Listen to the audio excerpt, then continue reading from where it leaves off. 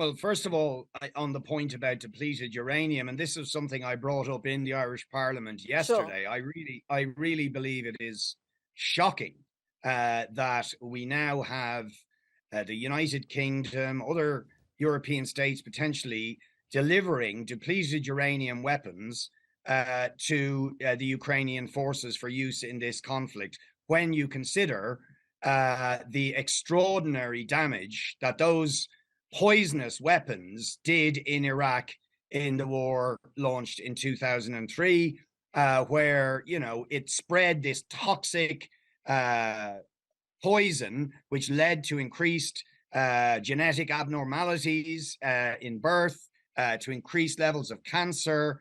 It is beyond shocking that Sure. these weapons are being used and sold again.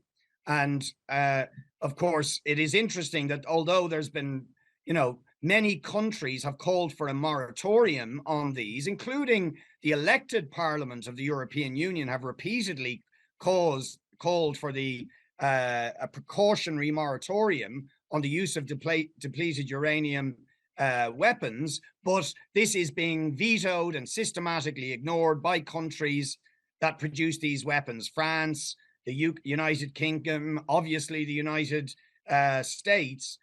So it is really immoral and shocking that this is happening.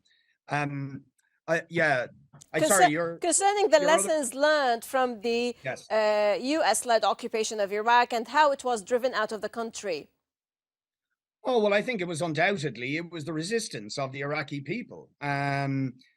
George Bush may have declared, I can't remember how long it was into that conflict, that their mission was accomplished. But of course, in reality, the Iraqi people continued to resist and eventually forced the withdrawal of the U.S. invaders, just as the people of Vietnam, at a terrible cost, had driven out the U.S. invaders in Vietnam in the late 60s and early 70s. So it was the resistance of ordinary people who saw that invasion for what it was. It was an invasion for oil resources. It was an invasion that was justified on the basis of a pack of lies about weapons of mass destruction.